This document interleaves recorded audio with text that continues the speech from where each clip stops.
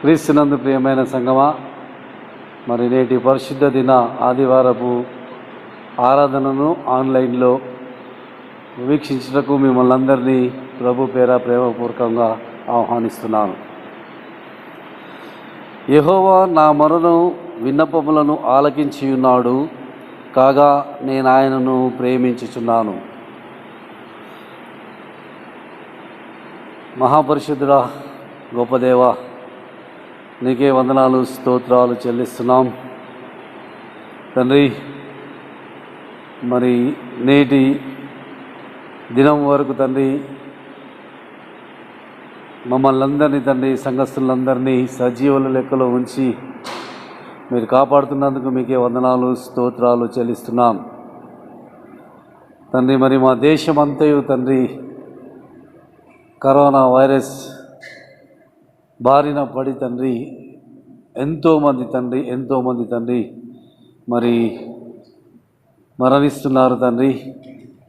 మా సంఘంలో కూడా తండ్రి మరి ఆ మహమ్మారి బారిన చాలామంది మరి బాధితులుగా ఉంటున్నారు తండ్రి.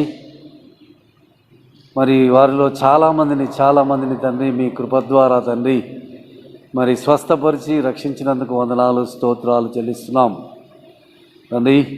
మరి మీ దాసుడిని కూడా తండ్రి కే జాబేజయ గారిని కూడా మీరు జ్ఞాపకం చేసుకొని తండ్రి మరి సంపూర్ణ స్వస్థతను అనుగ్రహించమని క్రీస్తు వారి పేట వేడుకొని ప్రార్థిస్తున్నాను తండ్రి. ఆమేన్. ప్రియమైన సంగమా, మరి మనము ఆంధ్ర క్రైస్తవ కీర్తన నుండి 521వ పాట పల్లవి ఒక వచనాన్ని పాడుకొని దేవుణ్ణి స్తుతిద్దాం. యేసుతోటి విగాను పోదమా, అడ్డుగా వచ్చు వైరి గెల్వను, యుద్ధనాదంబుతో పోదమా. యేసుతోటి విగాను పోదమా, శోధనలు మనల చుట్టి వచ్చినా, సాతాను అంబులెన్నో తగిలినా, శోధనలు మనల చుట్టి వచ్చినా, సాతాను అంబులెన్నో తగిలినా, భయము లేదు మనకికా ప్రభువు చెంతనుందము, యేసుతోటి విగాను వెడలను. భయము లేదు మనకికా ప్రభువు చెంతనుందము, యేసుతోటి విగాను వెడలను.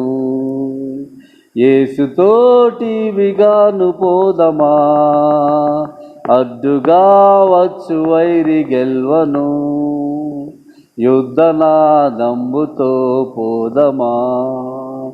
యేసుతోటి విగాను పోదమా.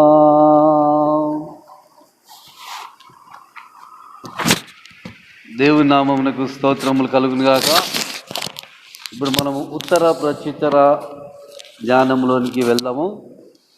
ఉత్తర ప్రత్యుత్తరములుగా 119వ కీర్తన 1 నుండి 8 వచనములను మనము మరి ధ్యానించుకుందాము. ఒక వచనం నేను, ఒక వచనము మీరు. అయితే ఈ ఆన్లైన్ కార్యక్రమంలో అన్ని వచనాలు నేను మరి చదువుకుంటూ వెళ్తాను. యెహోవా ధర్మశాస్త్రం అనుసరించి నిర్దోషముగా నడుచుకుని వారు ధన్యులు. ఆయన శాసనములను గైకొనుచు పూర్ణ హృదయముతో ఆయనను వెదుకువారు ధన్యులు. వారు ఆయన మార్గముల్లో నడుచుకొనుచు ఏ పాపమును చేయరు. నీ ఆజ్ఞలను జాగ్రత్తగా గైకొనవలెనని నీవు మాకు ఆజ్ఞాపించి ఉన్నావు. ఆహా, నీ కట్టడలను గైకొన్నట్లు నా ప్రవర్తన స్థిరపడి ఉండినా ఎంత మేలు. నీ ఆజ్ఞలనన్నింటినీ నేను లక్ష్యం చేయునప్పుడు నాకు అవమానము కలగనేరదు. నీతిగల నీ న్యాయ విధులను నేను నేర్చుకున్నప్పుడు యథార్థ హృదయముతో నీకు కృతజ్ఞతాస్తుతులు చెల్లించెదను. నీ కట్టడలను నేను గైకొందును, నన్ను బొత్తిగా విడనాడకము. దేవుడు తన పరిశుద్ధ వాక్యము దీవించునుగాక. మరి నేటి దినమందు మనకు ఆప్తులు, మనకు అందరికీ పరిచయం ఉన్న దైవజనులు మరి దేవుని సేవలో ఇంటర్నేషనల్గా నేషనల్గా మరి వాడబడుచున్న దైవజనులు మరి రెవరెండ్ డాక్టర్ ప్రేమ్జీత్ అన్న గారు ఈరోజు మనకు వాక్యాన్ని అందించిన ఉన్నారు. దానికి ముందు వేదవాక్య పఠనముగా నిర్గమాకాండము 2వ అధ్యాయము 1 నుండి 4 వచనములను మరి వేదవాక్య పఠనము చేసుకుందాము. లేవి వంశస్థుడొకడు వెళ్ళి లేవి కుమార్తెను వివాహము చేసుకొనెను. ఆ స్త్రీ గర్భవతి అయి కుమారుని కని వాడు సుందరుడై ఉండుట చూచి 3 నెలలు వానిని దాచెను. తరువాత ఆమె వానిని దాచలేక వాని కొరకు ఒక జమ్ము పెట్టె తీసుకొని దానికి జిగటమనును కీలును పూసి అందులో ఆ పిల్లవానిని పెట్టి ఏటి ఒడ్డున జమ్ములో దానిని ఉంచగా వానికేమి సంభవించినో తెలుసుకొనుటకు వాని అక్క దూరముగా నిలిచి ఉండెను. దేవుడు తన పరిశుద్ధ వాక్యము దీవించునుగాక. ఈ సమయంలో మరి ప్రేమ్జీత్ అన్న గారికి మరి వాక్యాన్ని అందించవలసిందిగా నేను వారిని మరి మనవి చేస్తున్నాను. ప్రియమైన దైవజనాంగమా, బెతెల్ బాప్టిస్ట్ చర్చ్ సంగమా, యేసు ప్రభు వారి శుభప్రదమైన నామమున మీ అందరికీ కూడా శుభాభివందనాలు తెలియజేస్తూ ఉన్నాను. దేవాది దేవునికి నేను వందనస్తున్నాను. ఈరోజు దేవుని వాక్యాన్ని మీతో పంచుకోవడానికి భగవంతుని ఇచ్చిన కృపను బట్టి దేవుని ఎంతగానో నేను కనపరుస్తూ ఉన్నాను. మరి నాకు ఈ అవకాశం ఇచ్చినటువంటి ఈ సంఘ కాపరులు, అభిషక్తులు రెవరెండ్ రవికుమార్ గారికి, అలాగే రెవరెండ్ జాబేజ్ గారికి నా యొక్క ధన్యవాదాలు తెలియజేస్తూ ఉన్నాను. సంఘ ప్రెసిడెంట్ గారు భాస్కర్ గారు, అలాగే సంఘ సెక్రటరీ గారు శామ్యూల్ సన్నీ గారు, అలాగే సంఘ ట్రెజరర్ గారు వెంకటేష్ గారులకు మరియు సంఘ నాయకత్వం అంతటికి నా యొక్క ధన్యవాదాలు తెలియజేస్తూ ఉన్నాను. ఈరోజు ప్రపంచవ్యాప్తంగా మదర్స్ డే అని చాలామంది ఆచరిస్తూ ఉన్నారు. ఇదేదో క్రైస్తవ్యంతో కూడినటువంటిది, విశ్వాసము భక్తి అని ముడిపెట్టడం కాదు, కానీ ప్రపంచం పోకడను మనం గుర్తిరిగి ఈరోజు ప్రత్యేకంగా తల్లుల గురించి ఆలోచన చేద్దామని నా యొక్క సంకల్పము. మరి సంఘంలో ఉన్నటువంటి తల్లులైనటువంటి ప్రతి ఒక్కరికి నా యొక్క శుభాలని, ధన్యవాదాలని, అలాగే దీవెనలను కూడా తెలియజేస్తూ ఉన్నాను. ఒక మేధావి అంటాడు, దేవుడు ప్రతి గృహములో తానుండి మరి ఆ కుటుంబంలో ఉన్న వారందరినీ ఆయన చేరతీయలేడు, ప్రేమించలేడేమో అని ఉద్దేశంతోనట ప్రతి ఇంటిలో ఆయన ప్రతినిధిగా ఒక తల్లిని పెట్టాడు అని అంటారు.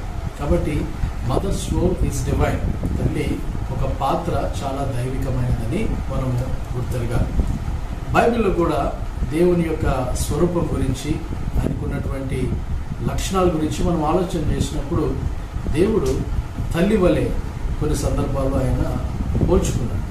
ఉదాహరణకి కోడి తన పిల్లలను ఎట్లా దగ్గరికి తీసుకుంటుందో అందులో ఉన్నటువంటి భావం ఏమిటంటే ఒక తల్లి కోడి, తల్లి వలె దేవుడు తాను ప్రొజెక్ట్ చేసుకున్నాడు. అంతమటికే కాకుండా ఎల్ షదాయ్ అనే హీబ్రూ పదానికి అర్థము సర్వశక్తిమంతుడు అయినప్పటికీ ఆయన భుజస్కంధాలు లేకపోతే రొమ్ములో ఎత్తుకునేవాడు అనే ఒక ఫిమనైన్ ఇమేజ్ కూడా ఉందని మరి మేధావులు చెప్తూ ఉంటారు. కాబట్టి తల్లిది చాలా సముచితమైనటువంటి పాత్ర.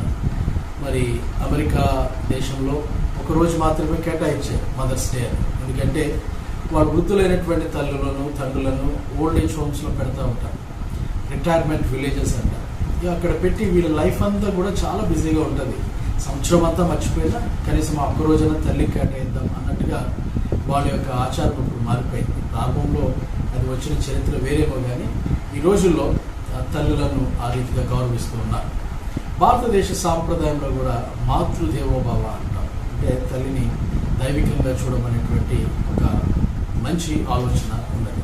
ఈరోజు కూడా బైబిల్లో నుండి మీకు తల్లిని పరిచయం చేయాలని ఆశపడుతూ ఉన్నాను. చాలామంది అద్భుతమైనటువంటి తల్లులను బైబిల్లో మనం చూస్తూ ఉంటాం. ఈరోజు నేను పరిచయం చేయబోయే ఈ యొక్క విలక్షణమైన స్త్రీ, ఈ మాతృమూర్తిని మనం నిర్గమకాండము 2వ అధ్యాయంలో ఉన్నటువంటి వచనాల్ని మనం చదవగలుగుతాం. నిర్గమకాండము 2వ అధ్యాయము 1 నుండి 10 వచనాల్ని చదువుకుందాం.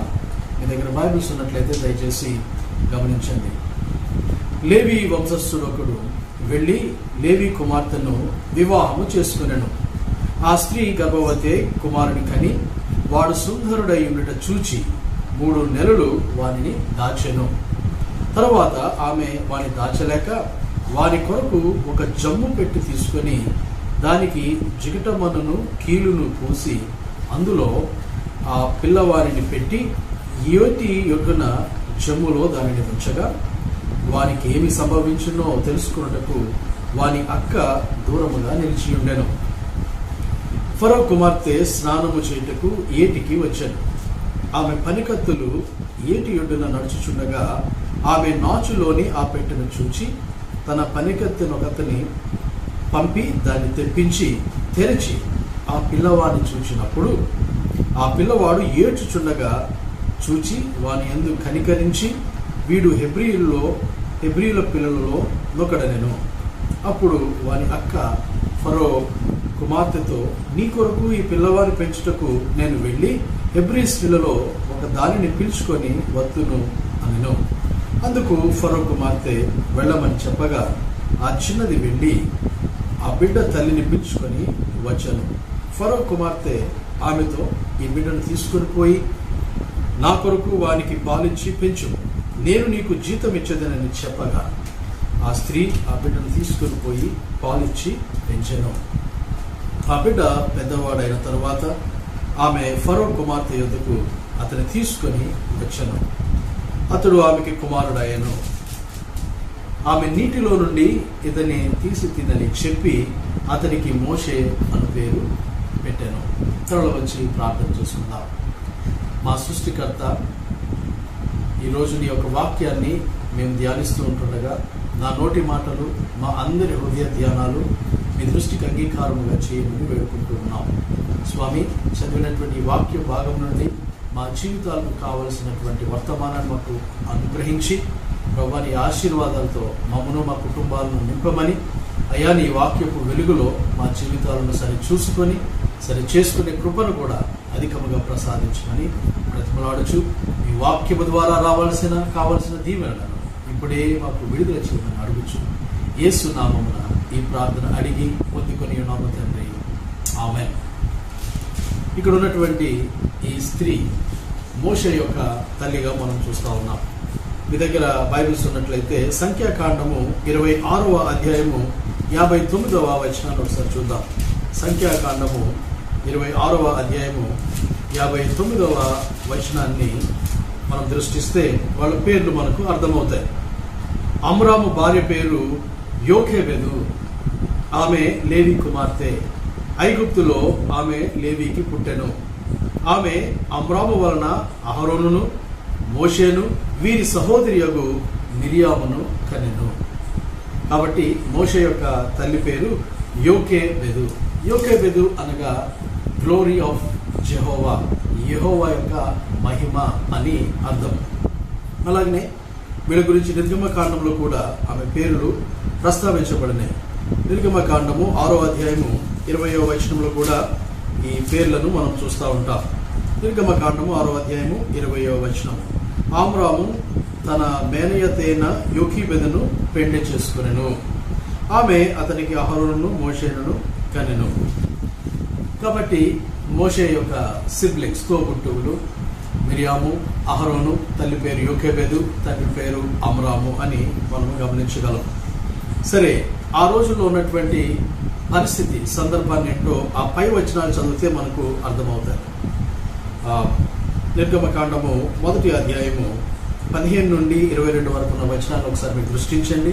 అక్కడ ఇద్దరు మంత్రసానుల గురించి మనం చూస్తూ ఉంటాం. ఒక ఆమె పేరు షిప్రా, ఇంకొక ఆమె పేరు హుయా. వీళ్ళిద్దరికి అప్పట్లో ఫరో ఇచ్చినటువంటి, ఐగుప్తు రాజు ఇచ్చినటువంటి ఆజ్ఞ ఏమిటంటే మంత్రసాలను పిలిచి మరి మగపిల్లలను చంపాలి, వాళ్ళు బ్రతికినవద్దు, ఆ పురిటి నొప్పుల్లోనే వాళ్ళని చంపాలన్నటువంటి ఒక ఆజ్ఞను ఇవ్వడం జరిగింది. మరియు ఐగుప్తు రాజు షిప్రా పుయి మన హెబ్రీల మంత్రసాలను మాట్లాడి, మీరు హెబ్రీ స్త్రీలకు మంత్రసాని పని చేయొచ్చు, వారు కాంపు పీటల మీద చూచినప్పుడు మగవాడైన ఎడల వాని చంపుడి. సరే, వీళ్ళు దేవుని భయం కలిగినటువంటి వారు కాబట్టి వాళ్ళు ఐగుప్తు రాజు చెప్పినట్లు వాళ్ళు చేయకపోగా మరి రాజు వాళ్ళు ప్రశ్నించినప్పుడు ఒక అద్భుతమైన సమాధానాన్ని వాళ్ళు చెప్తా ఉన్నారు. 18వ వచనం, ఐగుప్తు రాజు ఆ మంత్రస్వాములను పిలిపించి, మీరెందుకు మగపిల్లలను బ్రతకనిచ్చుతిరి? ఆ మాటకు సమాధానం పై వచనాల్లో చూద్దాం. 17వ వచనంలో, అయితే ఆ మంత్రస్వాములు దేవునికి భయపడి ఐగుప్తు రాజు తమకు ఆజ్ఞాపించినట్లు చెయ్యక మగపిల్లలను బ్రతకనీయక. కాబట్టి తల్లి అనేటువంటి ఈ యొక్క స్వరూపము లైఫ్ గివింగ్, అంటే జీవ ప్రదాతగా మనం ఎంచుతూ ఉంటాం. Life giving aspect. ఈ మంత్రస్వాములు అప్పటి సాంప్రదాయంలో వాళ్ళకి పెళ్ళిళ్ళు ఉండవు, పిల్లలు ఉండవు. అలాంటి వాళ్ళనే వాళ్ళు మంత్రస్వాములుగా, మిడ్ వైఫ్స్గా సెలెక్ట్ చేస్తూ ఉంటారు. ఈ మంత్రస్వాములకి నొప్పి అంటే ఏంటో తెలుసు, లేబర్ పెయిన్, పురిటి నొప్పులు అంటే. ఆ నొప్పి నుండి ఒక అద్భుతమైన సృష్టి బయటికి రావడం వాళ్ళు కళ్ళారా చూస్తారు. ఒక జీవం భూమిపైన పడడానికి, ప్రాణంతో ఉండడానికి వాళ్ళు సహాయం చేస్తారు. కాబట్టి వీళ్ళు జీవ ప్రదాతలు, లైఫ్ గివర్స్. మన దేవుడు సృష్టికర్త, హీ వాజ్ లైఫ్ గివర్. అదే పరిచర్య ప్రతి తల్లికి, ప్రతి తండ్రికి, ప్రతి విశ్వాసకి ఇచ్చాడు. We all should be life givers. ఈరోజు సమాజాన్ని చూస్తే చిన్నపిల్లలు, టీనేజర్స్ ఎంతో మంది అబార్షన్స్ చేయించుకుంటూ ఉన్నారు. మరి ఆ యొక్క చిన్న గర్భంలో ఉన్నటువంటి ఆ ఎంబ్రియో, ఆ పిండాన్ని వాళ్ళు చంపేస్తూ ఉన్నారు, చిదిమేస్తూ ఉన్నారు. ఇండియాలో, భారతదేశంలో బాగా ఎక్కువైపోయాయి. కానీ దేవుని యొక్క వాక్యాన్ని మనం చూసినప్పుడు మన తల్లి గర్భంలో మనము ఇంకా రూపొందింపక మునుపే దేవుడు మనల్ని చూచాడు. 139వ కీర్తనలో అద్భుతంగా రాశాడు కీర్తనకారుడు. మన తల్లి గర్భంలో ఇంకా మనం రూపొందింపక మునుపే దేవుడు మనల్ని చూచాడు. అంత మటుకే కాకుండా ఈ జగత్ పునాది వేయబడక మునుపే దేవుడు మన దృష్టించి మన కొరకు ఒక ప్రత్యేకమైన ప్రణాళిక ఆయన రూపొందించాడు. కాబట్టి గర్భంలో ఉన్నటువంటి ఆ యొక్క పిండాన్ని చంపే హక్కు ఎవరికి లేదు. నన్ను అడిగితే ప్రపంచంలో అందరికన్నా బలహీనులు ఎవరంటే, the most weakest person, feeble person ఎవరంటే గర్భంలో ఉన్నటువంటి ఆ శిశువు. కాబట్టి ఇది మనం గుర్తెరగాలి. చాలామంది తల్లులు ఈ రీతిగా అనేక కారణాలు ఉండవచ్చు, కానీ మరి దేవుని యొక్క జీవాన్ని, దేవుని యొక్క స్వరూపాన్ని, ఇమేజ్ ఆఫ్ గాడ్, దేవుని యొక్క హృదయాన్ని పగలగొట్టే రీతిగా ఈ భ్రూణ హత్యలను చేస్తా ఉన్నారు. అయితే ఈ స్త్రీలు జీవితము, ప్రాణం యొక్క విలువ తెలుసు కాబట్టి మరి ఐగుప్తు రాజు ఇచ్చినటువంటి ఆజ్ఞను పక్కన పెట్టారు. ఎందుకంటే దేవునికి భయపడ్డారు. రాజు అడిగాడు, ఎందుకు మీరు వాళ్ళని చంపట్లేదు, మగపిల్ల వాళ్ళని ఆ పీటల మీద ఎందుకు చంపట్లేదు అని అడిగితే వాళ్ళు మంచి సమాధానం చెప్పారు, సందర్భోచితమైనటువంటి సమాధానం చెప్పారు. 19వ వచనం చూద్దాం. అందుకు ఆ మంత్రస్వాములు, హెబ్రీ స్త్రీలు ఐగుప్తు స్త్రీలు వంటి వారు కారు, వారు చురుకైన వారు, మంత్రస్వామి వారి యొద్దకు వెళ్ళక మునిపే వారు ప్రసవించి ఉందరని ఫరోతో చెప్పింది. ఒక మంచి మాట చెప్పి దాటివేశారు. ఆ తర్వాత ఏం జరిగిందో మాకు తెలియదు, కానీ సందర్భోచితమైన జ్ఞానంతో వాళ్ళు ఫరోకి సమాధానం చెప్పారు. ఆ తర్వాత దేవుడు వారికి ఇచ్చిన ఆశీర్వాదాలు చూద్దాం. దేవుడు ఆ మంత్రస్వాములకు మేలు చేసెను, ఆ జన్మ విస్తరించి మిక్కిలి ప్రబలెను. ఆ మంత్రస్వాములు దేవునికి భయపడినందున ఆయన వారికి వంశాభివృద్ధిని కలుగ చేసెను. అయితే ఫరో, హెబ్రీయులలో పుట్టిన ప్రతి కుమారుని నదిలో పారవేయు, ప్రతి కుమార్తెను బ్రతకనీయుడి అని తన ప్రజలందరికీ ఆజ్ఞాపించాడు. ఇప్పుడు మంత్రస్వాములకు దేవుడు వంశాభివృద్ధిని ఇచ్చాడు, దేవుడు వాళ్ళకి మేలు చేశాడు. కాబట్టి లైఫ్ గివింగ్ మినిస్ట్రీలో మనం ఉండాలి. మాకున్నటువంటి ఈ చైల్డ్ కేర్ హోమ్లో చూసినప్పుడు, లేదా ఆయా ప్రాంతాల్లో ఉన్నటువంటి ఆర్ఫనేజెస్ చూసినప్పుడు, వాళ్ళ యొక్క స్టోరీస్ విన్నప్పుడు, వాళ్ళ జీవితంలో జరిగినటువంటి సంఘటనలు విన్నప్పుడు, ఆ చిన్న పిల్లలు చెప్తూ ఉంటారు, మా తల్లి నన్ను విడిచిపెట్టి వెళ్ళిపోయింది. నేను చిన్న పిల్లవాడిగా ఉన్నప్పుడు, చిన్న పిల్లగా ఉన్నప్పుడు మా తల్లి నన్ను విడిచిపెట్టి వెళ్ళిపోయింది. ఇలాంటి స్టోరీస్ ఎన్నో వింటూ ఉంటాం. అప్పుడు హృదయ విధారకంగా మనకు అనిపిస్తూ ఉంటారు. కానీ ఈరోజు ఈ మంత్రస్వామి నుంచి మనం నేర్చుకోవాలి లైఫ్ గివింగ్ ఆస్పెక్ట్. రిస్క్ తీసుకున్నారు వాళ్ళు. మరి ఆ తర్వాత క్రమంలో ఫరో ఏం చేశాడు, ఇట్లా కాదని చెప్పి పుట్టిన మగపిల్లల్ని నైలు నదిలో పడి చంపేయమన్నారు.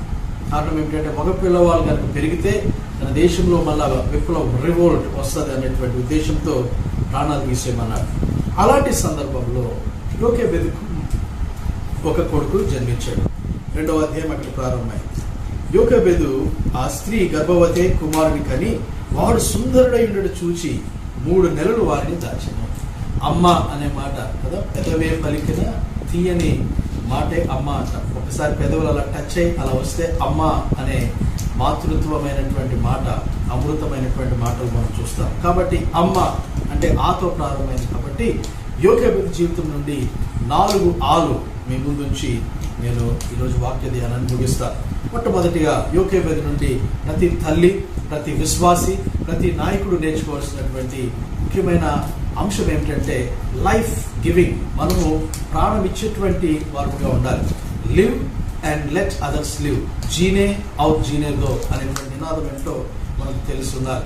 మనకు తెలుసు ఈ లైఫ్ గివింగ్ మినిస్ట్రీ ప్రతి విశ్వాసి, ప్రతి క్రైస్తవుడు కూడా చేయవలసిందే. ఇప్పుడు యోకేబెదు మరి తన కుమారుడిని చూసి బహు సుందరుడుగా ఉన్నాడంట, హ్యాండ్సమ్ సన్. ఆ బేబీని చూసి ఆమెలో ఒక ఆలోచన వచ్చింది, ఈ ప్రాణాన్ని ఎందుకు తీయాలి, ఎందుకు నదిలో పడేయాలి అని రిస్క్ తీసుకున్నది. కాబట్టి ప్రతి తల్లికి, ప్రతి విశ్వాసికి, ప్రతి నాయకుడికి మొట్టమొదటిగా ఉండాల్సినటువంటి విలక్షణమైన లక్షణం ఏమిటంటే ఈ యొక్క వాక్య భాగం ఆధారంగా ఆత్మస్థైర్యం అనేది ఉండాలి. ఆత్మస్థైర్యం, కాన్ఫిడెన్స్, కరేజ్ ఉండాలి. పరిస్థితులు ఏమి కూడా అనుకూలంగా లేవు. ఒకవేళ ఐగుప్తు రాజుకు తెలిస్తే ఈ ఆజ్ఞను ధిక్కరించినందుకు మరి తల్లిని తండ్రిని చంపేస్తాడు. యోకేబెదును అమ్రామును చంపే పరిస్థితి ఉంది. వీళ్ళ లైఫ్ని రిస్క్ చేశారే కానీ వాళ్ళు మాత్రం ఆ చిన్నవాడిని అంటే మోషేని నదిలో పడేసి ప్రాణము తీయలేదు. ఎంత ఆత్మస్థైర్యం ఉండాలి. ఈరోజు కూడా కోవిడ్-19 పరిస్థితుల్లో మనం ఉన్నాం. మనకు ఎంతో మనోనిబ్బరం ఉంటే కానీ, ధైర్యం ఉంటే కానీ దీనిని జయించలేమని మనము వింటా ఉన్నాం, చూస్తూ ఉన్నాం కూడా.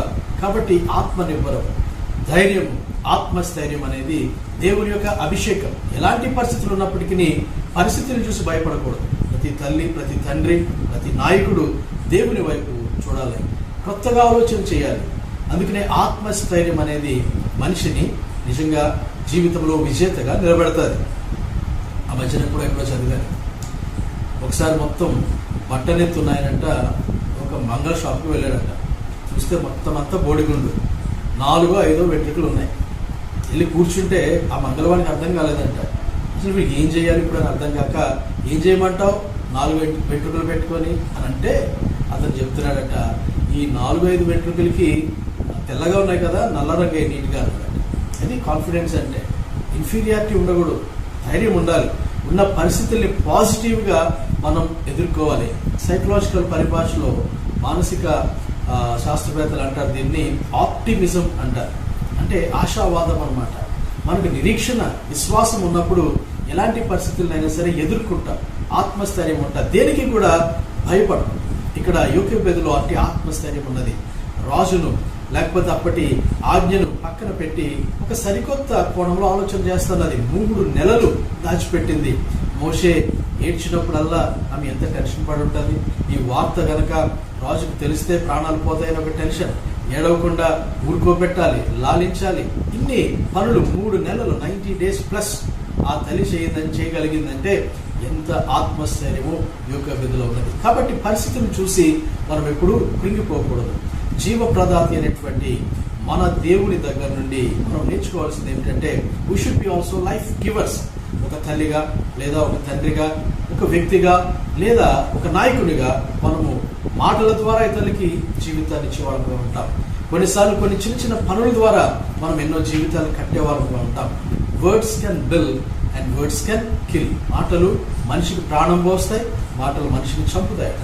కాబట్టి యోకేబెదు వలె ఆత్మస్థైర్యం ఉన్నప్పుడు మనము మన పరిస్థితులు మనకి ఎంత దారుణంగా ఉన్నా, ప్రమాదకరంగా ఉన్నా మనము పాజిటివ్ మెంటాలిటీ, మనం జీవితాన్ని వికసింప చేయగలుగుతాం అనే కోణంలో మనం ముందుకు వెళ్ళగలుగుతాం. మొట్టమొదటిగా యోకేబెదులో మనం చూడగలిగినది ఆత్మస్థైర్యము. 3వ వచనం చూద్దాం. తర్వాత ఆమె వాని దాచలేక వాని కొరకు ఒక జమ్ము పెట్టి తీసుకొని దానికి జిగుటమన్నును కీలును పూసి అందులో ఆ పిల్లవాడిని పెట్టి ఏటి ఒడ్డున జమ్ములో దానిని ఉంచగా, ఇప్పుడు ఒక అద్భుతమైనటువంటి విషయాన్ని చూస్తున్నాం. ఒక టర్నింగ్ పాయింట్. 3 నెలల తర్వాత యోకేబెదు ఒక అద్భుతమైన ప్రణాళిక రచించింది. ప్రతి తల్లి లేకపోతే ప్రతి పేరెంట్, ఈరోజు తల్లిదండ్రులు అనేవి జంట పదాలు. ఏదో ఒక తల్లి అనే మాట మనం అన్నది. It's all about parenting. ఆత్మస్థైర్యం ఉండాలి. రెండవది ఆలోచన. ఎలాంటి ఆలోచన చూసారా యోకేబెదుది? ఆశ్చర్యకరమైన ఆలోచన, రాడికల్ థింకింగ్. రాడికల్ క్రియేటివిటీ లేదా రాడికల్ స్ట్రాటజీ అని చెప్పవచ్చు. పక్కన పరిస్థితులు ప్రాణం పోయే పరిస్థితులు, ఇలాంటి పరిస్థితులు ఆమెకు వచ్చినటువంటి అద్భుతమైన ఆలోచన. మొట్టమొదటిగా ఆత్మస్థైర్యము, రెండవది ఆలోచన. మన దేవుని పేరు ఆలోచనకర్త అని పేరు. ఆయన పేరు ఆశ్చర్యకరుడు, ఆలోచనకర్త. కాబట్టి ఆశ్చర్యపోయే ఆలోచనలు దేవుడు మనకి ఇవ్వగలుగుతాడు. ఎప్పుడు అంటే దేవుని అందు మనం నిమగ్నమై ఉన్నప్పుడు, జీవ ప్రదాత అయిన లైఫ్ గివర్ అయినటువంటి క్రియేటర్ దేవుని పట్ల మనకు ఉన్నటువంటి ఆ యొక్క సంబంధము, గౌరవం, వాక్యానికి మనం విధేయత చూపించినప్పుడు ఖచ్చితంగా ఆత్మస్థైర్యం ఉంటుంది. అంతమటుకే కాకుండా ఆశ్చర్యకరమైన ఆలోచనలు దేవుడు మనకు అనుగ్రహిస్తాడు. ఈమెకు వచ్చినటువంటి ఆలోచన ఏమిటో చూద్దాం. ఆమె ఒక జమ్ము పెట్టి తీసుకుని జిగటమన్ను కీలును పూసి అందులో ఆ పిల్లవాడిని పెట్టి ఆ యొక్క ఏటిలో వదిలేసింది. ఇప్పుడు ఈయన ఒక ప్రిన్స్ ఆఫ్ నైల్ కాబోతూ ఉన్నాడు. ఆ నది లేకపోతే ఆ ఏటి దగ్గర ఒక పెట్టెలో పెట్టింది. ఆ పెట్టి జమ్ము పెట్టి తీసుకొని దానికి చక్కగా కీలును జిగటమన్ను పెట్టి నీళ్ళు లోపలికి రాకుండా వెల్ ప్యాక్డ్ కదా, ఒక లైఫ్ బోట్స్ అంటాం చూసారా, అట్లా ఒక లైఫ్ బోట్ లాగా అతనికి పెట్టింది. పెట్టి ఆ యొక్క ఏటిలో మోషేని వదిలిపెట్టేసింది. వదిలిపెట్టిన తర్వాత అక్కడ చూడలేదు. Follow up is very important. చాలాసార్లు మన పిల్లలని మనం అలాగా వదిలిపెట్టేస్తూ ఉంటాం. ఎండింగ్ గురించి ఆలోచన చేయం. ఎవరికి ఏదైనా ఒక పరిస్థితి వచ్చినప్పుడు ఆ పరిస్థితి నుండి మనం అధిగమిస్తున్నప్పుడు అప్పటి వరకు ఆలోచన చేస్తాం. దూరదృష్టి ఉండదు, ఫార్ సైటెడ్నెస్ ఉండదు. ఉద్రేకాలకు పోయినప్పుడు, ఇమోషనల్గా ఉన్నప్పుడు మనము పిల్లల భవిష్యత్తును ఆలోచన చేయకుండా వాళ్ళని చాలా వరకు మనము మానసికంగా కృంగదీస్తాం. కాబట్టి ఆలోచన చేద్దాం. Think of the ending before you do something. Climax గురించి ముందుగానే మనం ఆలోచన చేయాలి. ఈమె ఏం చేసిందో తెలుసా? ఫాలో అప్, పెర్సుయేషన్ అంటాం. ఆమె ఏం చేసిందంటే ఆమె యొక్క కుమార్తె మిరియం అప్పటికి కొంచెం పెద్దదే, బహుశా 6 సంవత్సరాలు ఉండొచ్చు. కాబట్టి మిరియం కూడా ఈ ప్లాన్ చెప్పి ఉండొచ్చు. తల్లిగా ఆ ఇంట్లో క్రైసిస్ ని ఎలా అధిగమిస్తున్నారో చూడండి. మిరియం ఆ యొక్క పెట్టెని గమనిస్తూ ఉంది. తన కనుదృష్టి అంతా ఆ పెట్టె మీదనే ఉంది. ఎందుకు ఆ టైంకి వదిలిపెట్టిందంటే, ఆ టైంకి ఆ ఏటిలోకి ఈ ఐగుప్తు రాజు కుమార్తె స్నానం చేయడానికి వచ్చిందట. ఆ టైం, ఆ స్ట్రాటజీ చూడండి. Timing is very important. Right things in a right manner, in a right timing కదా. సరైన పనులు సరైన సమయంలో సరైన విధానంలో చేయాలి. అప్పుడే స్ట్రాటజీ ఫెయిల్ అవ్వదు. ప్రతి తల్లి ప్రతి తండ్రి పెంపకంలో పిల్లల విషయంలో ఒక ప్రణాళిక ఖచ్చితంగా కలిగి ఉండాలి. ఆ రీతిగా కరెక్ట్గా స్ట్రాటజిక్ పాయింట్ చూడండి. ఆ మీటింగ్ పాయింట్ మోషేని, ఆమె యొక్క గమ్యం, గోల్ ఏమిటంటే ఎట్లయినా సరే ఫరో కుమార్తెకు నా కొడుకుని చూసేటట్టు చేయాలనుకున్న కాన్ఫిడెన్స్ చూడండి, ఆత్మస్థైర్యం. నా కొడుకుని చూస్తే ఖచ్చితంగా ఆమెకు కనికరం కలుగుతుంది, ప్రేమ కలుగుతుంది, ముద్దు వస్తుంది అనేటువంటి విశ్వాసం కూడా ఉన్నది. ఆత్మస్థైర్యము, ఆత్మవిశ్వాసము. అంతమటుకే కాకుండా ఆలోచన ఆచరణలోకి తీసుకొచ్చింది. ఆలోచనని ఆచరణలోకి తీసుకొచ్చింది. ఆ యొక్క స్ట్రాటజీని యాక్షన్ ప్లాన్ గా మార్చింది. సరే, వీళ్ళు అనుకున్నట్టుగానే everything was happening. They are in control of the situation. ఆ పరిస్థితులన్నీ కూడా మానిటర్ చేస్తున్నారు తల్లి, కుమార్తె. అయితే ఫరో కుమార్తె 5వ వచనం చదువుతున్నాం. నిర్గమకాండం 2వ అధ్యాయం 5వ వచనం. ఫరో కుమార్తె స్నానం చేయుటకు ఏటికి వచ్చెను. ఆమె పనికత్తులు ఏటి ఒడ్డున నడుచుచుండగా ఆమె నాచులోని ఆ పెట్టెను చూచి తన పనికత్తెను ఒకతను పంపి దాన్ని తెప్పించాను. అంటే అట్రాక్టివ్ గా ప్యాక్ చేసింది. ఫరో కుమార్తెకు అలాంటి పెట్టెలు అలాంటివి ఏమో చాలా కనపడచ్చు. మనం నదిలోకి వెళ్తే ఇంట్లోకి వెళ్తే ఏమో కనపడతా ఉంటాయి. కానీ ఆమె కనుదృష్టిని ఆకర్షించేలాగా యూనిక్ గా ప్యాక్ చేసి ఉంటారు. ఆ కీలు జిగటమన్ను పెట్టి చక్కగా ఆ కీలుని జిగటమన్నుతో చక్కగా ప్యాక్ చేసింది ఆ జమ్ము పెట్టెని. ఎందుకంటే ఆ రాకుమార్తె యొక్క కనుదృష్టి అందు మీద పడింది, ఆకర్షితురాలైంది. ఆమెకున్నటువంటి ఒక చెలికత్తెను పిలిచి తీసుకురమ్మని చెప్పింది. 6వ వచనం చూద్దాం. తెరచి ఆ పిల్లవాడిని చూసినప్పుడు ఆ పిల్లవాడు ఏడ్చుచుండగా చూచి వాని యందు కనికరించి, కదా అప్పటి వరకు ప్యాక్ అయిపోయి ఉన్నాడు కదా పాపం. చిన్న బాలుడు మోషేకు ఊపిరాడలేదో, లేకపోతే ఆ నీళ్ళ తరంగాల వల్ల కొంచెం అప్ అండ్ డౌన్ అయిందో, ఏడుస్తూ ఉన్నాడట. ఆ ఏడుపుని చూసి ఆమె కనికరపడిందట. కనికరపడింది. మాతృమూర్తికి ఉండాల్సినటువంటి మరి యొక్క స్వభావం ఏమిటంటే కంపాషన్, కనికరం అనేది ఉండాలి. ఈ రోజుల్లో న్యూస్ చూస్తున్నాం. తల్లే కొడుకుని చంపుతుంది, బిడ్డను చంపుతుంది, హత్యలు చేస్తూ ఉన్నారు. టెలివిజన్ ఆన్ చేస్తే మనం ఎన్నో చూస్తున్నాం. పైశాచికమైన ఆనందం, క్షుద్ర పూజల పేరిట ఎన్నో న్యూస్ మనం వింటానే ఉన్నాం. మాతృమూర్తికి, మనకు తండ్రి కావచ్చు తల్లి కావచ్చు, పేరెంటింగ్ యాటిట్యూడ్లో compassion is very important. Pharaoh కుమార్తె హెబ్రీడ్ అని తెలిసి కూడా కనికరం కలిగింది, కంపాషన్ కలిగింది. ఇప్పుడు చూడండి వీళ్ళ ఆలోచనని ఎలా వీళ్ళు అమలు చేస్తున్నారు చూడండి. ఆలోచన ఒకటి ఉంటే చాలదు, దానిని ఆచరణలో తీసుకొచ్చి అమలు చేయడం అనేది చాలా చాకచక్యమైన పని. కేవలం పరిశుద్ధాత్మ దేవుడు మాత్రమే ఆశ్చర్యకరమైన ఆలోచనలను అమలు చేయగలిగినటువంటి శక్తిని మనకు ఇవ్వగలుగుతాడు. ఇప్పుడు కరెక్ట్ టైమింగ్లో అక్క మిరియం అక్కడికి వెళ్ళి 7వ వచనం చూద్దాం. అప్పుడు వాని అక్క ఫరో కుమార్తెతో, నీ కొరకు ఈ పిల్లవాని పెంచుటకు నేను వెళ్ళి హెబ్రీ స్త్రీలలో ఒక దాదిని పిలుచుకొని వద్దునా అనెను. అంటే మరి పాలు ఇవ్వాలి కదా, నర్స్ కావాలి కదా. కొన్ని సందర్భాల్లో పాలు రానప్పుడు తల్లులు పక్క వాళ్ళ ఇంట్లో వాళ్ళదో లేకపోతే ఎవరిదో రొమ్ము పాలు పట్టిస్తాడు. ఎందుకంటే మదర్స్ మిల్క్ అనేది చాలా బలమైనటువంటి ఇమ్యూనిటీని ఇస్తూ ఉంటారు. కాబట్టి వెళ్ళి అడుగుతూ ఉంది ఫరో కుమార్తెని, ఒక దాదిని, ఒక నర్సుని తీసుకురానా అని అడుగుతూ ఉంది. అడుగుతున్నప్పుడు ఆమె ఆ ఫరో కుమార్తె వెంటనే అన్నమాట. అందుకు ఫరో కుమార్తె వెళ్ళమని చెప్పగా ఆ చిన్నది వెళ్ళి బిడ్డ తల్లిని పిలుచుకొని వచ్చాను. చూసారా ఆ కోఆర్డినేషన్ ఎలా ఉందో. కుటుంబంలో తల్లి, కుమార్తె, కుమారుడు, భర్త మధ్యన సమన్వయం అనేది చోటు చేసుకున్నప్పుడు ఎలాంటి విపత్తునైనా అధిగమించగలుగుతాం.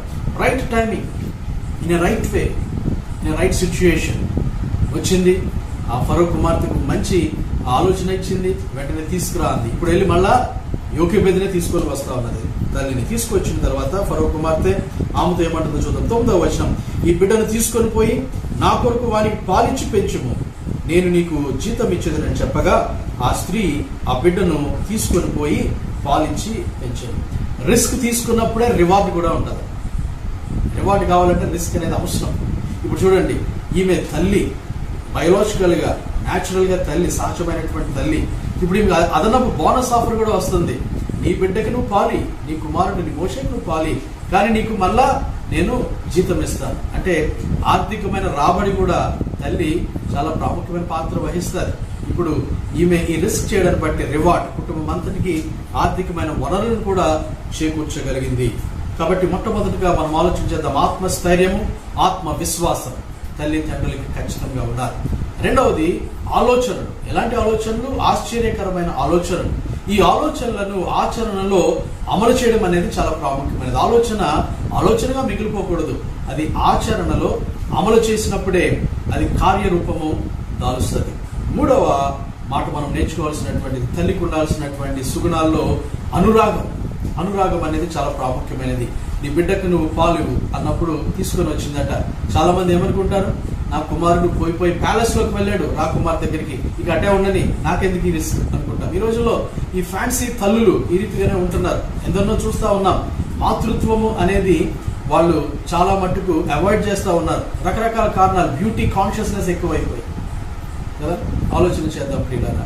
కాబట్టి తల్లిగా పాలిచ్చి పెంచడం అనేది చాలా ప్రాముఖ్యమైనది. ఎందుకంటే తల్లి పాలు నుండి ట్రాన్స్ఫర్ అయిపోతాయి మన ఆలోచనలు, మనకున్నటువంటి లక్షణాలు, సుగుణాలు తల్లి పాలు నుండి ఆ కుమారుడు కుమార్తె కూడా అవి ట్రాన్స్మిట్ అవుతాయి. ఆరోగ్యంతో పాటు బుద్ధి కూడా మనం ట్రాన్స్ఫర్ చేయగలుగుతాం.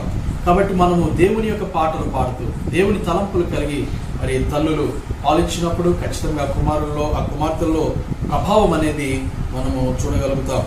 ఇప్పుడు ఈమె యొక్క అనురాగం చూద్దాం. తల్లి యొక్క అనురాగం మళ్ళా తీసుకుని వచ్చింది, ఆ కుమారుణ్ణి పెంచిన తర్వాత ఆ ఒప్పందం ప్రకారము 9వ వచనం చూద్దాం.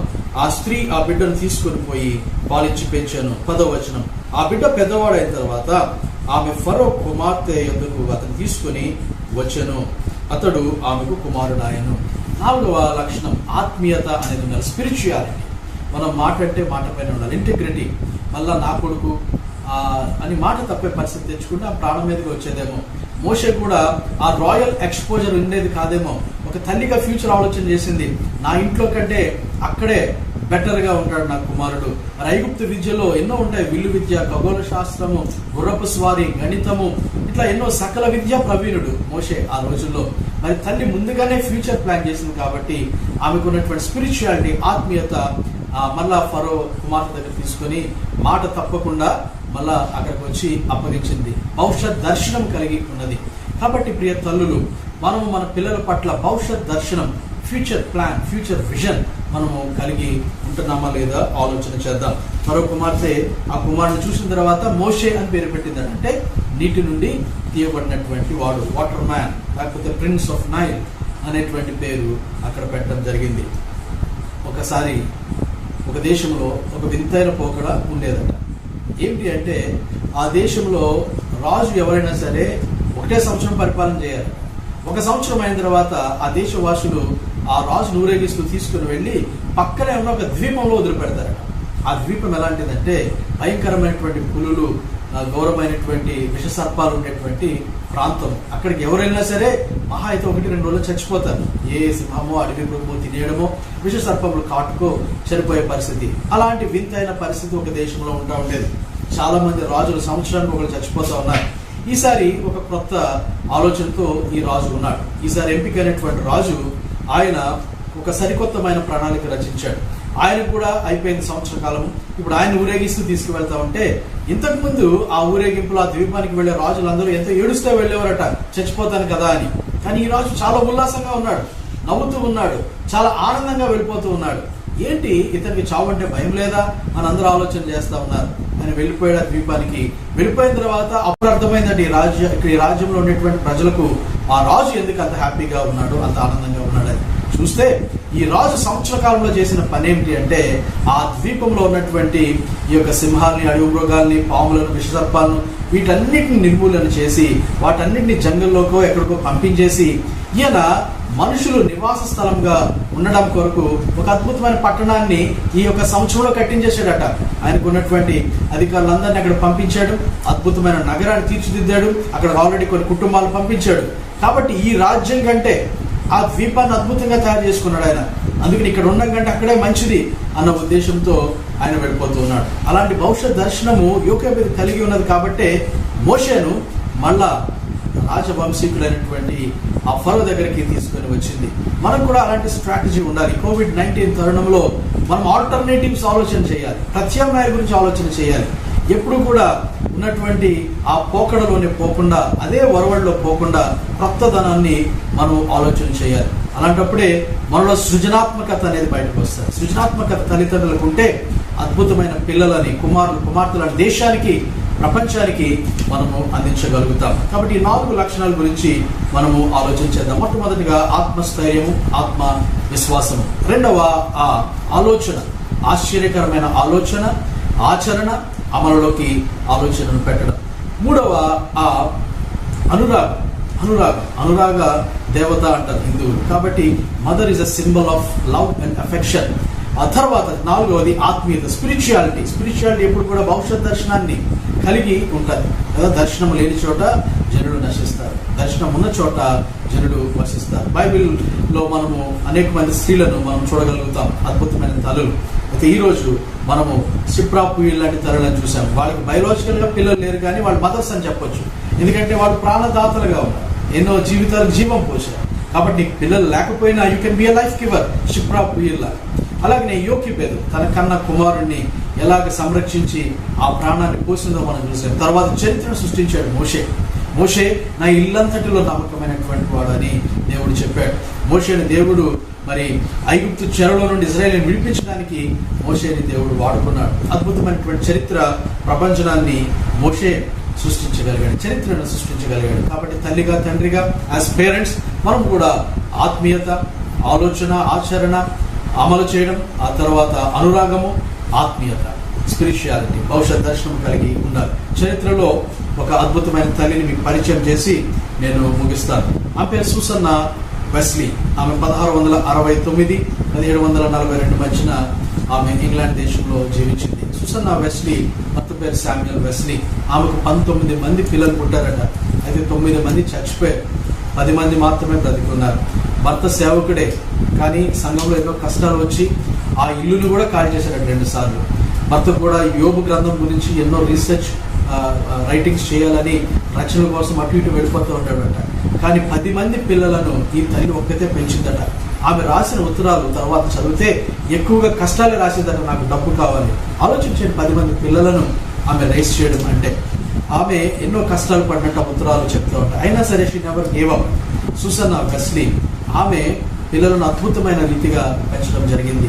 ప్రతి పిల్లవాడి దగ్గరికి, కుమార్తె దగ్గరకు ఆమె రాత్రి వచ్చి వాళ్ళ నెత్తి మీద చేయి వేసి ప్రార్థన చేసేదట. మా తల్లి కూడా మా చిన్నప్పుడు అలానే మా పడకల దగ్గరికి వచ్చి సిలువ వేసి ప్రార్థన చేసేది. నాకు అర్థమయ్యేది కాదు. ఒక దర్శనం, ఒక మాట మాట్లాడేది, ఒక దీవెన మాట్లాడేది. ప్రతి తల్లి, ప్రతి తండ్రి ఆ రీతిగా పిల్లల్ని మనము తీర్చిదిద్దాలి. సుసన్నా వెస్లీ యొక్క ఆత్మీయమైనటువంటి జీవితాన్ని బట్టి ఆమె ఇల్లునే ఒక సంఘాలుగా తయారు చేసింది. ఆమె వంటగదిలో నిలబడి చెప్తూ ఉంటే చుట్టుపక్కల వచ్చి ఆమె యొక్క బోధలు వింటూ ఉండేవారట. చివరికి ఆమె యొక్క ఆత్మీయమైన జీవితాన్ని బట్టి చార్లెస్ వెస్లీ, జాన్ వెస్లీ లాంటి అద్భుతమైనటువంటి సేవకులని యూరోప్ ఖండాన్ని రూపాంతరం చెందేటట్లు, అలాగే యూరోప్ ఖండంలో రిఫర్మేషన్, సంస్కరణ తీసుకురావడానికి ఒక బలమైన ఒక శక్తిని చార్లెస్ వెస్లీ, జాన్ వెస్లీని అందించింది. మెథడిస్ట్ చర్చ్ ఫౌండర్స్ గా వీళ్ళు ఉన్నారు. చాలా మంది విశ్లేషకులు ఏమంటారంటే చార్లెస్ వెస్లీ, జాన్ వెస్లీ కంటే వాళ్ళ తల్లి సూజన్నా వెస్లీయే ఫౌండర్ ఆఫ్ మెథడిజం అని చెప్తా ఉంటారు. మన ప్రాంతంలో కూడా నిజామాబాద్, ఆర్మూర్ ఈ ప్రాంతాల్లో మెథడిస్ట్ మిషన్స్ వాళ్ళు వచ్చి తెలంగాణలో అద్భుతమైన సేవ చేశారు. భారతదేశంలో చాలా చోట్ల మెథడిస్ట్ మిషనరీస్ అద్భుతమైనటువంటి సేవ చేశారు. ఎక్కడో ఇంగ్లాండ్ లేకపోతే యూరోప్ లో ప్రారంభమైనటువంటి సుజన్నా వెస్లీ యొక్క ప్రార్థన, ఆత్మీయత ఈ యొక్క మెథడిజానికి పునాది వేయడం జరిగింది. కాబట్టి ఎలాంటి భయంకరమైన పరిస్థితులైనా సరే మనము రాజీ పడకుండా ప్రభునందు విశ్వాసం నుంచి సుజన్నా వెస్లీ వలె మనం కూడా ఉంటే మనం కూడా మన దేశానికి, ప్రపంచానికి అద్భుతమైన కుమార్తెలను మనము అందించగలుగుతాం. అంటే కృప భగవంతుడు మనకు అనుగ్రహించుకున్నాక తలలో ఉంచుదాం, ప్రార్థన చేద్దాం. తల్లులందరూ కూడా దయవుంచి తలలో ఉంచి నాతో ప్రార్థనలు ఏకీభవించండి. అలాగే నేను తల్లి కావాలి అని ఆశపడుతున్నటువంటి వాడు, బయలాజికల్ గా లేదా షిప్రా వీల్ లాగా ఒక లైఫ్ గివర్గా నేను ఉండాలి, లేకపోతే ఆత్మీయమైనటువంటి కుమారులను కలిగి ఉండాలి అనేటువంటి సంకల్పం ఉంటే, who ever wants to be a parent, a mother, పురుషులు కావచ్చు లేకపోతే ఎవరైనా కావచ్చు, ఈ ప్రార్థనలు ఏకీభవించండి. ప్రత్యేకంగా తల్లి కావాలి అని ఆశ కలిగిన కొరకు ప్రార్థన చేద్దాం. తల నుంచి కళ్ళు మూసుకుందాం. మా సృష్టికర్త, నీ యొక్క పాదాలకు వందనాలయ్యా. ఇదిగోనైనా తల్లులు మాతృత్వం పట్ల నీకున్నటువంటి ప్రత్యేకమైన ప్రణాళికను బట్టి నీకు వందనాలు. బైబిల్లో ఎన్నో మాతృలను మా కొరకు ఉంచావు. యోకేబేది యొక్క జీవితాన్ని బట్టి నీకు వందనాలు స్వామి. ఇటు లక్షణాలు మాకు అభిషేకంగా దయచేయమని అడుగుతూ ఉన్నాను ప్రభా. ఇదిగో నాయనా, మరి ఆత్మస్థైర్యము, ఆత్మవిశ్వాసం, అలాగనే ఆలోచన, ఆచరణ ప్రభా, అనురాగము, ఆత్మీయత, ఇలాంటి సుగుణాల చేత నీ పరిశుద్ధాత్మ శక్తి చేత సంఘంలో ఉన్న ప్రియ తల్లులను, అలాగే తల్లి కావాలి అని ఆశపడుతున్న ప్రతి ఒక్కరిని ఇప్పుడే మీరు అభిషేకించమని అడుగుచూ ఉన్నాను. ప్రతి తండ్రి, ప్రతి నాయకుడు కూడా ఆయన ఈ మదర్లీ యాటిట్యూడ్ కలిగి, మదర్హుడ్ ఆయన అంటే ఆలోచనల్లో, క్రియలలో తల్లి వలె ఉండేటువంటి కృపను కూడా దయచేయమని అడుగుచూ ఉన్నాను స్వామి. ప్రభా, సంఘాన్ని ఆశీర్వదించండి. ఈ ప్రార్థనలో నీ వైపు చూస్తున్నటువంటి ప్రతి ఒక్కరిని మీరు కనికరించి ఆయన వారి హృదయవాంఛలను సిద్ధింపచేయమని యేసు దివ్య నామమున దీవించి ప్రార్థిస్తున్నాను తండ్రి. ఆమేన్, ఆమేన్. ఈ వారంలో మరి మంచి వాక్యాన్ని అందించిన ప్రేమ్జిత్ అన్న గారికి మరి సంఘం తరఫున హృదయపూర్వకంగా వందనాలు తెలియజేస్తున్నాను. కానుకల గీతి పాడుచుండగా మరి మీరు ఉన్న చోటునే కానుకలు సేకరించి మరి నెల కానుకలు ఇచ్చేవారు దయచేసి మరి మన సంఘ ఆవరణంలో, సంఘ ఆఫీస్లో ట్రెజరర్ గారు మరి ఇతర సంఘ పెద్దలు ఉంటారు కాబట్టి మరి దయచేసి మీరు మీ ఒప్పంద కానుకలను మరి ట్రెజరర్ గారికి ఇవ్వవలసిందిగా నేను మనవి చేస్తున్నాను. యేసు స్వామి నీకు నేను నా సమస్తమిత్తును, నీ సన్నిధిలో వసించి ఆశతో సేవింతును. నా సమస్తము, నా సమస్తము, నా సురక్షకానికితు నా సమస్తము. యేసు నీదే నా సర్వస్తి, ఆసుజ్వాల బొందితి, ఆసురక్ష నానందమా, హల్లెలూయా స్తోత్రము. నా సమస్తము, నా సమస్తము, నా సురక్షకానికి నా సమస్తము. కానుకల గురించి మరి ప్రార్థించుకుందాం. మమ్మల్ని మిక్కిలిగా ప్రేమిస్తున్నాం మా పరలోకపు తండ్రి, నీకే వందనాలు స్తోత్రాలు చెల్లిస్తున్నాం. మరొకసారి తండ్రి నీ పాదముల వద్దకు వస్తున్నాం తండ్రి. మరి ఎన్ని విధాలుగా తండ్రి మీకు కానుకలు సమర్పించినా తక్కువే తండ్రి. తండ్రి ఈ రోజున కరోనా బారిన పడి తండ్రి మరి ఎంతోమంది తండ్రి ఎన్నో లక్షల రూపాయలు ఖర్చు పెట్టుకుంటున్నారు తండ్రి. తండ్రి ఆయనను తండ్రి మరి సంపూర్ణ స్వస్థత లేక తండ్రి మరి అస్వస్థతతో ఉంటున్నారు తండ్రి. మరి ఈ సమయంలో తండ్రి మరి ఈ ఆన్లైన్ కార్యక్రమాన్ని చూస్తూ తండ్రి మా సంఘస్థులు ఎంతమంది అయితే మరి వారి కుటుంబాలలో వారికి మరియు ఒప్పంద ప్రకారంగా సేకరించిన కానుకలను బట్టి తండ్రి మీకు వందనాలు స్తోత్రాలు చెల్లిస్తున్నాం. అదేవిధముగా తండ్రి మరి మీకు ఇచ్చుట ద్వారా తండ్రి మేము ఆశీర్వాదాలు పొందుటకు తండ్రి మాకు నేర్పించమని కూడా వేడుకొని ప్రార్థిస్తున్నాను తండ్రి. తండ్రి మరి ఈ కరోనా సమయంలో తండ్రి మరి మా సంఘ బిడ్డలందరినీ మీరు కాపాడమని తండ్రి, మీ కృప చూపించమని తండ్రి. మరి దేశాన్నంతటిలో తండ్రి జరుగుతున్న ఈ విపత్తు నుండి తండ్రి మీరు రక్షించుమని క్రీస్తు వారి పేట వేడుకొని ప్రార్థిస్తున్నాను తండ్రి. ఆమేన్. మరి నేటి ఆరాధనను పరలోక ప్రార్థన ప్రేమ్జిత్ అన్నగారి ఆశీర్వాదంతో మరి నేటి కార్యక్రమాన్ని మనము ముగించుకుందాము. పరలోకమందున్న మా తండ్రి, నీ నామం పరిశుద్ధపరచబడును గాక, నీ రాజ్యము వచ్చును గాక, నీ చిత్తం పరలోకమందు నెరవేరినట్లు భూమి అందును నెరవేరును గాక. మాకు కావలసిన ఆహారం నేడు మాకు దయచేయండి. మా రుణస్థులను మేము క్షమించిన ప్రకారము మా రుణము క్షమించండి. మమ్ము శోధనలోకి తేక కీడును తప్పించండి. ఎంచేతంటే రాజ్యము బలము మహిమ నిరంతరము నీవైనావు తండ్రి. ఆమేన్. దీవెనను అందుకుందాం. ఇప్పుడు మన పరమ తండ్రి అయిన దేవుని యొక్క ప్రేమయు, మన ప్రభువును మన రక్షకుడైన యేసుక్రీస్తు వారి యొక్క కృపయు, పరిశుద్ధాత్మని అన్యోన్య సహవాసము నడిపింపు విజయము తలలో వంచిన మనకును తలపెట్టిన కార్యములన్నిటికీ నిత్యత్వము పర్యంతము తోడైండును గాక. ఆమేన్.